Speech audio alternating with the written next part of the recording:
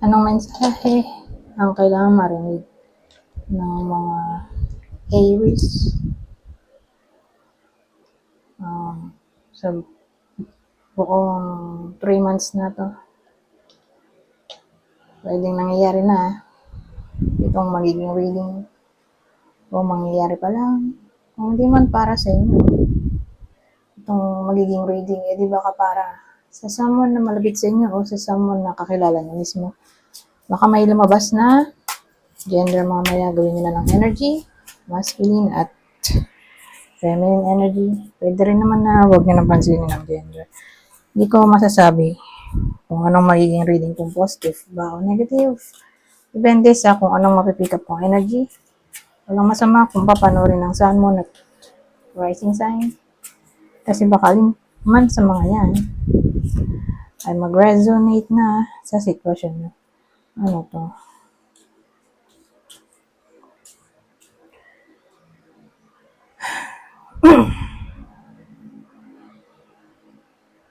Maganda to, oh. Ito. Walang ganito sa tarot, di ba? Extra lang to. Kumbaga, ginawa lang ng creator ng deck na to. Gawa-gawa lang niya. Kasi wala namang 23 sa tarot. Di ba ang huli ay the world na 21? But anyways,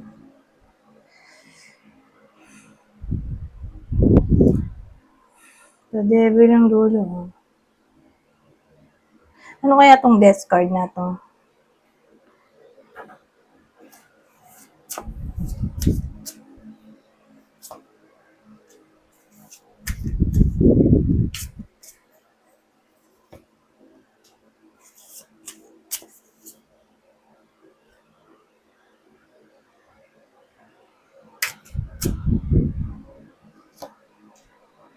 So, yung death card natin, kinalarify ng Three of Swords. Three of Swords, Nine of Wands, at Knight of Wands. So, malaki ang chance na may ending dun sa death card. Ending na nangyari, sa nanggaling yung ending dyan sa Three of Swords.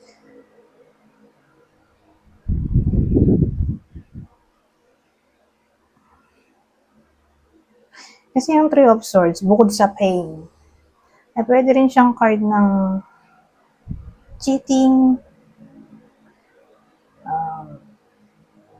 separation ng mag-lovers. Para rin siyang Three of Spades sa playing cards. So, doon nagmula yung possible pain na pinipilit labanan dito sa Nine of Wands na napapakatatag yung tao.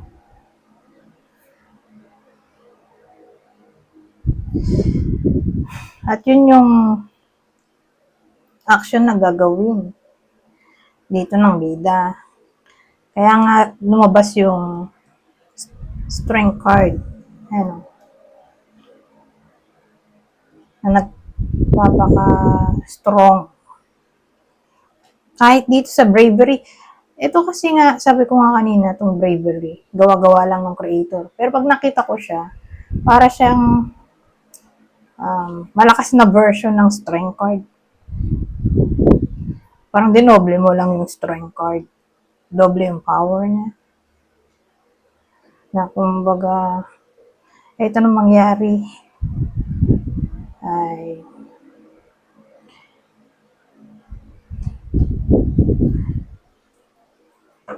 magiging strong. So, pag nakita ko nga itong bravery, mukha siyang soldier. Although yung emperorized soldier din, di ba? Mars yun eh. Pero yun, parang siyang kinumbine na emperor at strength card pag nakita ko itong bravery. na handang ialay ang buhay para sa pinaglalaban. Pero yun ang pinaglalaban dito ay mag-move on na, tingin ko. Kumbaga, labanan ang pain at mag-move on. Ganyan ang dating. Mag-move on mula dito sa the devil. Siyempre, we all know na the devil ay card ng toxicity, di ba? Siya rin yung card ng self-indulgence, addiction, bad behavior, too much pleasure, secrecy. Parang nabulag na yung tao sa gusto niya. So, dyan din papasok yung cheating, di ba? Di niya na naisip yung kahinatnan ng kanyang aksyon. Cheating, third party, ganyan. Hindi niya malabanan yung tukso. Pero again, yun yung definition ng the devil para sa akin. Pero since katabi nga niya itong bravery na pinagsamang emperor at strength card, so yun yung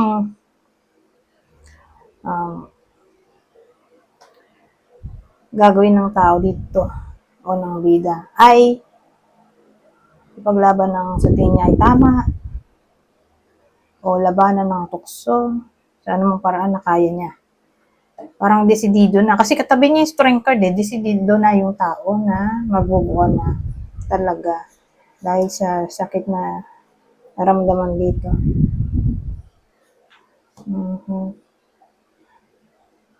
Kasi itong knight natin, magmumukha na rin siyang persistence. Ito, perseverance din to eh. So, yun yung drive ng tao dito. Mag-move on na mula dito sa pain na nadarama o sa literal na tao na nag-cause ng pain. Pero more like relationship reading na to. Whether nangyayari na itong reading natin o mangyayari pa lang.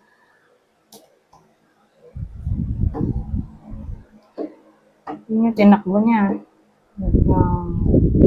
Tinakbo ng reading. Kumbaga, all about betrayal, cheating, pag-move on. Kaya lang kasi medyo alanganin tong the devil eh. Sana maganda kung ito napunta dito na. Kasi ito dito. Kasi kahit na naandito to, basta ito ay nasa dulo, maglilinger siya sa mahabang panahon. Ganun ang dating eh. Yung energy niya ng toxicity.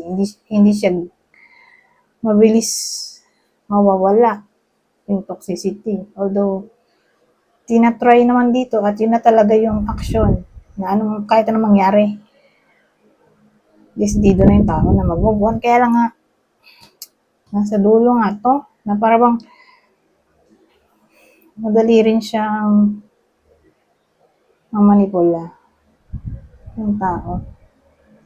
Although desidido siya, kaya lang konting suyo lang sa kanya, kaya madali rin siyang bibigay. Ganun.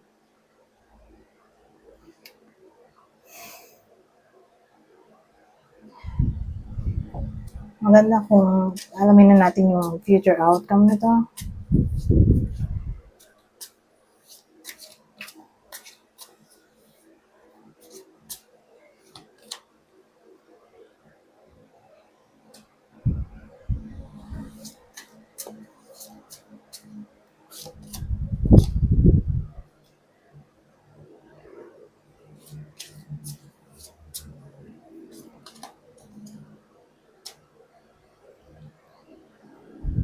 Ano to? Five of Pentacles. Ito, Tower.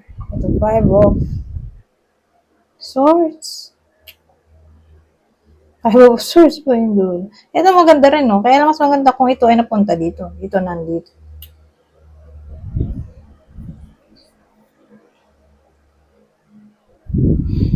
Ay, double 5 pala, oh.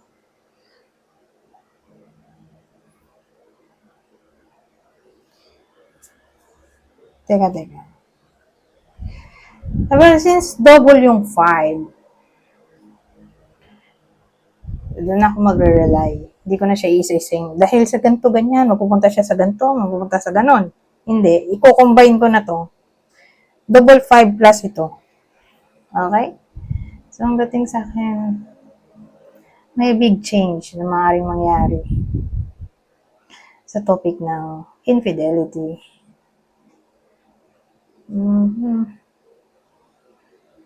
So, good news ito. In a way, na matatauhan yung nagloloko o maghihiwalay din sila ng third party. Kung sino man yung nagloloko, saka yung third party, maghihiwalay sila.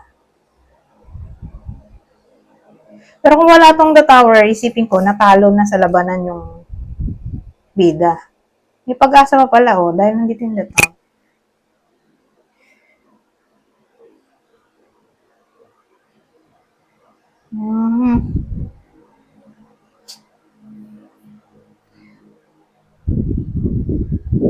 May sudden change eh. So, dun yun, papasok sa topic ng challenge, drama, competition, rivalry.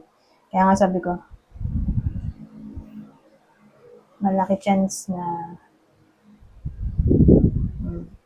manalo pa sa labanan yung iba, oh. Kahit na yung bida na mismo yung sumuko. Baga, who knows? Baka karmahin yung nagloko. Possible. Kasi disaster. Nandito yung tower. Oh. Bukod sa sudden change, pwede rin disaster. Disaster dun sa mga taong taksil o nag-cause ng conflict sa relasyon.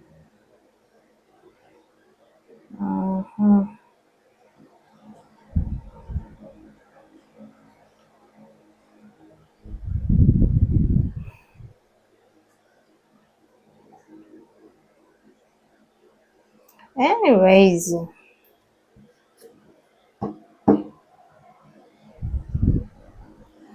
bigyan natin ng clue. Okay? Yung reading. Para may idea tayo. Kung sino tatamaan nito.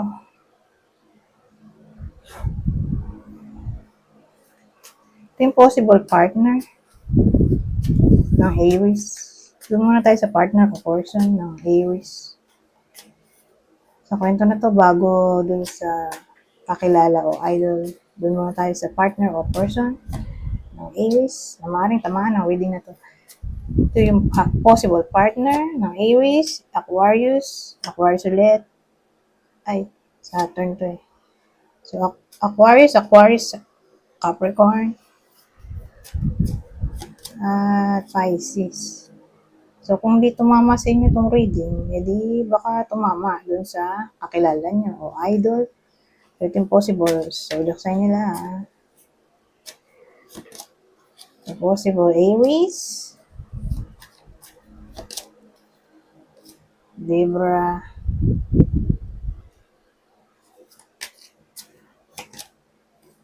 o Aquarius. Kanina, Aquarius na. Hanggang dito. Kahit sa kakilala, Aquarius pa rin tatama.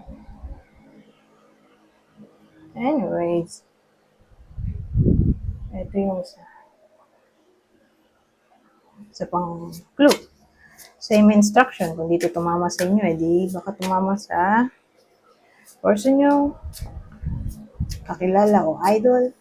Kunin nyo lang yung clue na sa tingin nyo fit sa sitwasyon nyo o sa kakilala nyo. Kuha ko dito ng 4. So, yung lalaki ay may mga buhok sa mukha. Ayan, parang ganyan. Balbas, bigote. Black ang buhok. So, may someone na black ang buhok. O baka lahat sila ay black ang buhok. Asian. So, may someone na Asian o lahat sila ay Asian. So, yung clue natin, tatamaan din ay pwede rin dun sa third party. Practitioner. So, eto, may trabaho in general. Specifically, kung ang trabaho ay doktor o lawyer. Pero again, kung hindi ganun ay may trabaho na lang in general.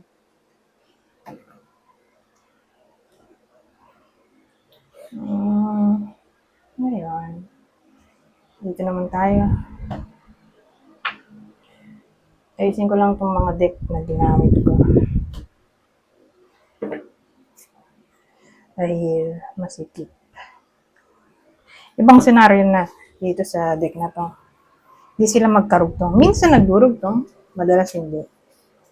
So, magsimula na tayo. Ibang senaryo.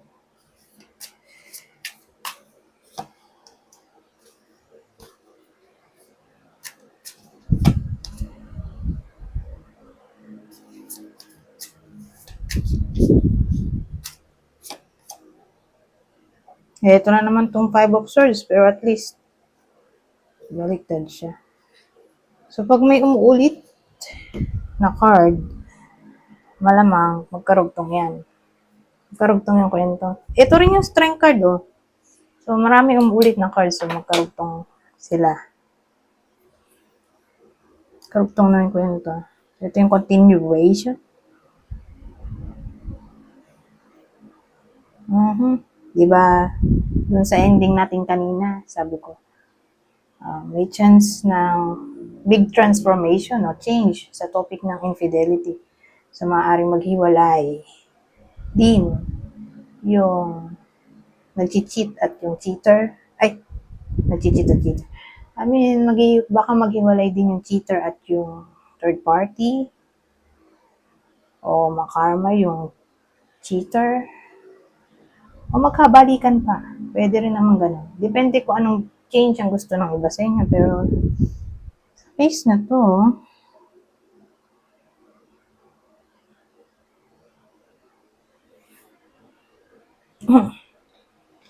nandito tong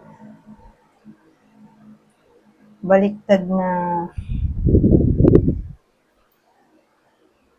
ito, 4 of Swords. So, iniisip ko, pwede ba? Pwede pa ba? Pwede pa ba ang reconnection?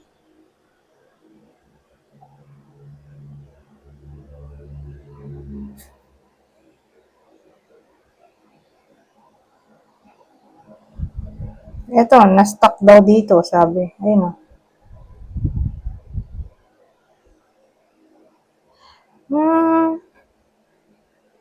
Ang dating kasi overall na to, ha? Pag pinagsama ko na sila lahat,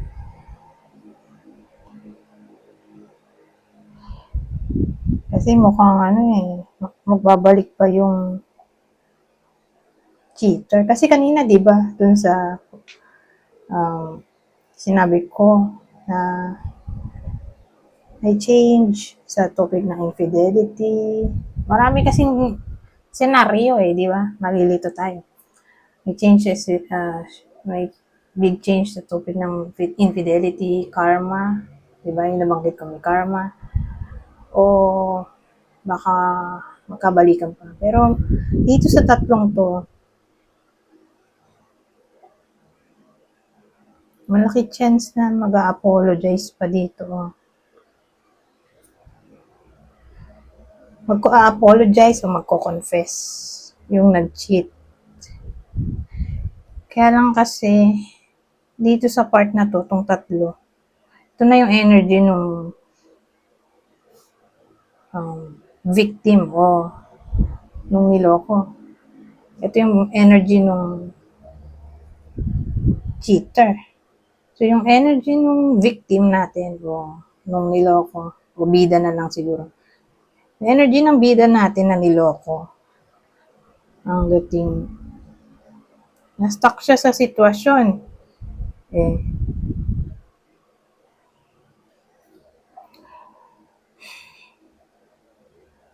Sabihin natin mag-apologize yung cheater.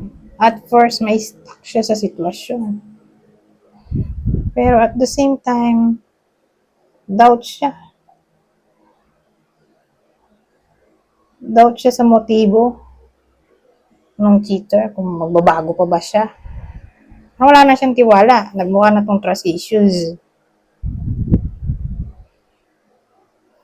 Ito naman, feeling niya, ulit yung cheater. Sa bad habits niya. Kasi, remember, nandun yung yung the devil, di ba? Yung kanina. Kasi, di ko na matanggal eh. Magugulo pa. Yung pinakaunang spread, yung sabi ko pa yun, nangangamba ako kasi nandun sa dulo yung the devil na. Pag nasa dulo siya, maglilinger yung energy sa mahabang panahon. Hindi mo sasabi kung kailan mawawala. Hindi siya agad-agad mawawala. Sa madaling salita. Kahit dito,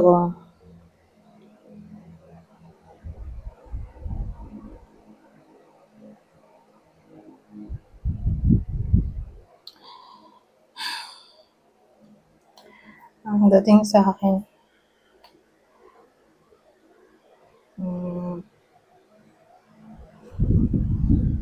kahit mag-apologize pa siya, useless. Useless kasi bitter. In short, naging bitter yung bida natin. Kaya nga dun sa bravery, remember may card ako kanina, ang bravery na pinagsamang strength card saka emperor kako. Na desidido na yung tao, yung bida, di ba? Kasi bitter siya. Bitter siya sa nangyari. Lalo nandito yung 3 of swords natin. Kasi masyadong painful. Okay? To the point na nahirapan siyang mag-move on agad-agad. O tanggapin ang mga nangyari. Galit pa rin yung tao dito. Hindi ko tiningnan tong Hindi ako masyadong nagre-rely dito sa mga nakasulat. Minsan, nagre-rely ako doon sa stock knowledge ko. Okay?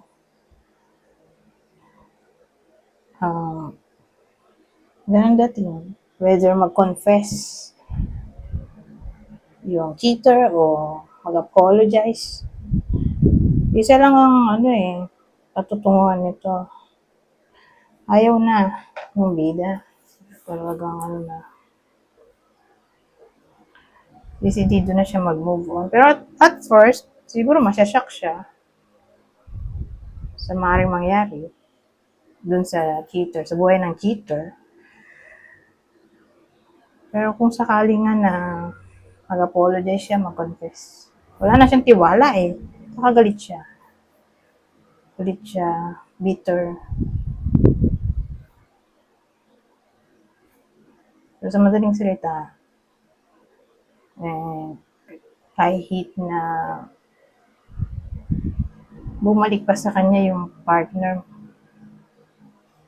at maghiwalay na sila ng third party, ayaw na nga ng bida. Ito, advice na tayo. Anong advice sa ganitong sitwasyon? Kuha ko ng 3. Babasahin ko na lang para mabilis.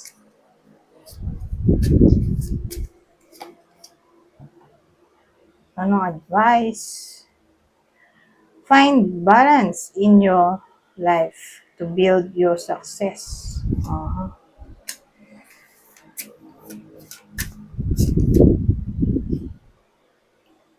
Take your time to think before you act.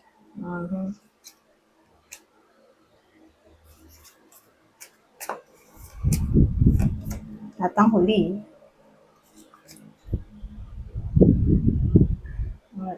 believe in yourself and have courage to continue. Ito rin yung kanina, di ba?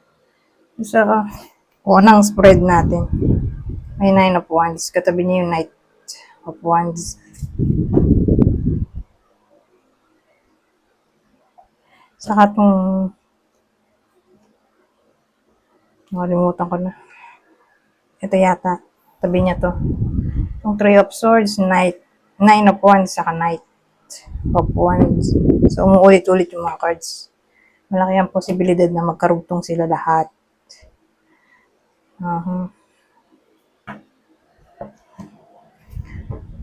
Anyways, ito. Kung masasabi nito. Ibang senaryo. Dito iba na talaga.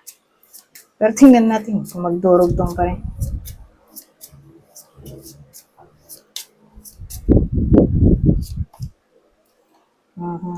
The Star. At The Chariot. Maganda sila.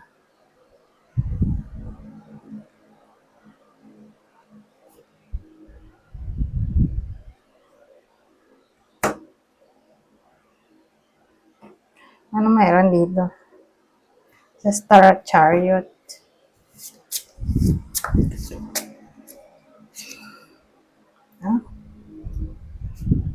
Teka, tas natin ito ng konti para kita.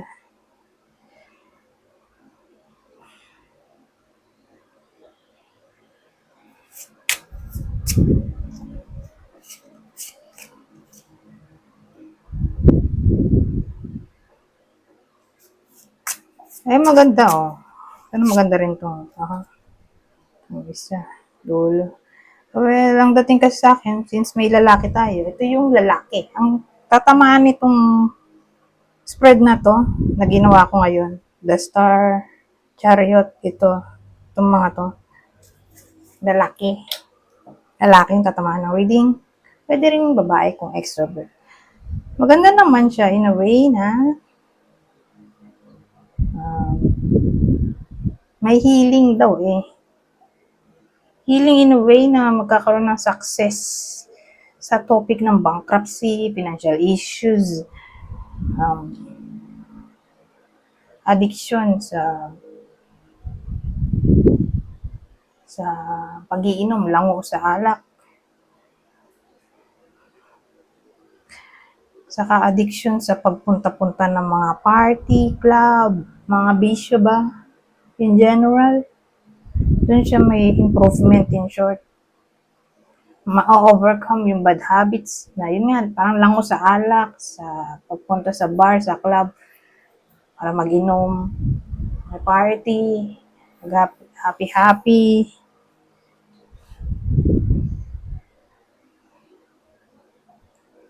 So, nagmukha na siyang, energy ng the devil for pleasure. Dun sa bad habits. Ano pa ba ito? Ano pa bang mabubuo ko dito?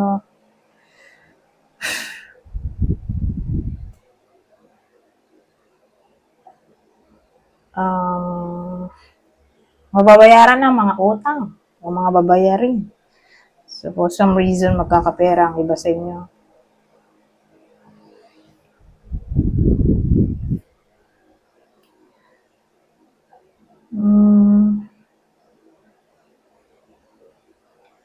Mataas sales. So, sa 3 months na to, tataas ang sales o kokota yung iba sa inyo kung nasa sales department.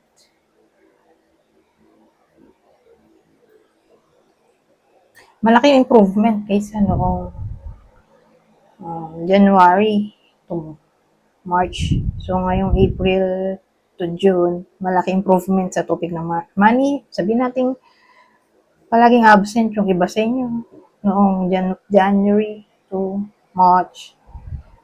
So, April to June, wala gasino. Absent. So, pag ganun, mas malaki yung sahod, di ba? Kompleto. Wala masyado bawas. Pwede ring maraming OT. Yun din yung magiging factor kung paano madadagdagan yung pera, di ba? Kung may OT, maraming OT. Ibang case ay sideline. Nakaroon ng sideline yung iba sa inyo. Nag-iisipang mag-sideline para mag-increase ang salary. O magkaroon ng iba pang source of income. Sa maganda yung takbo ng pera dito. Buti na lang. Ngayon, pension, kung nag-a-apply para sa iba sa inyo, pension, maayos na yung pension. Ano pa ba naisip ko? Salary loan. So, depende kung trip ba ng iba sa inyo na mag-loan. Mukhang maglo-loan yung iba sa inyo kaya magkakapera.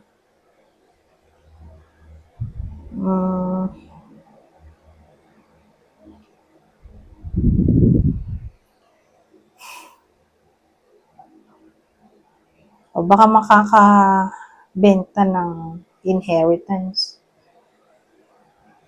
Kaya magkakapera.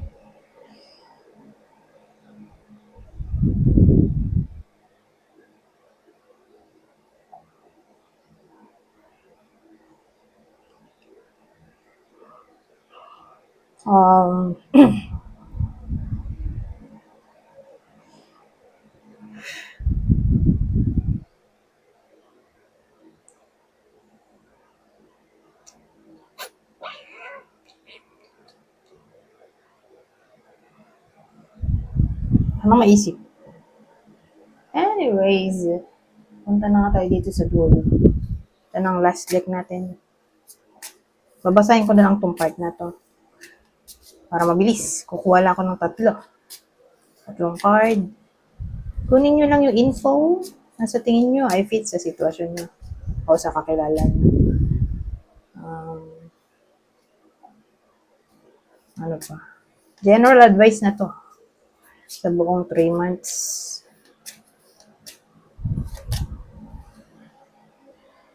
So sabi, do some research.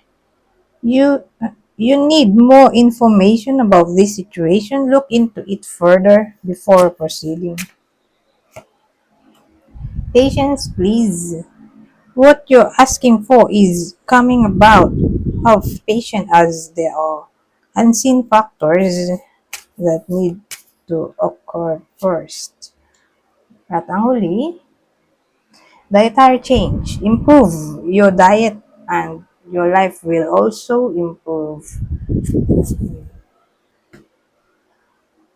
Anyways, hanggang dito na lang. Goodbye. For now.